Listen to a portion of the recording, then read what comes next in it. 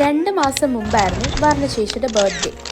August 17 celebrate ചെയ്ത ബർത്ത്ഡേയുടെ vlog ഞാൻ ഒക്ടോബറിലാണ് upload ചെയ്യുന്നത്.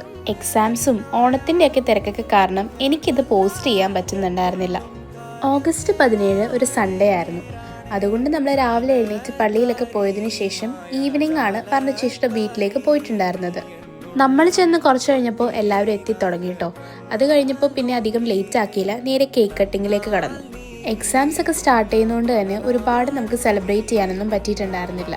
പിന്നെ കുറച്ചു നേരം വർത്താനമൊക്കെ പറഞ്ഞിരുന്നതിന് ശേഷം നമ്മളിതാ ഫുഡ് കഴിക്കാനുള്ള കാര്യങ്ങളൊക്കെ റെഡിയാക്കിക്കൊണ്ടിരിക്കുമായിരുന്നു. അങ്ങനെ ഡിന്നറിന് കഴിക്കാൻ വർണ്ണശേഷിയുടെ സ്പെഷ്യൽ ബിരിയാണി പിന്നെ പായസം ഒക്കെ ഉണ്ടായിരുന്നു.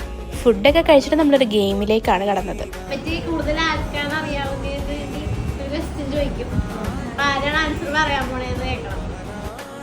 അങ്ങനെ ഈ ഗെയിമിൻ്റെ വിന്നർ ആരാണെന്ന് പിന്നെ ഞാൻ പറയണ്ടല്ലോ, ഇത് ഞാൻ തന്നെയായിരുന്നു.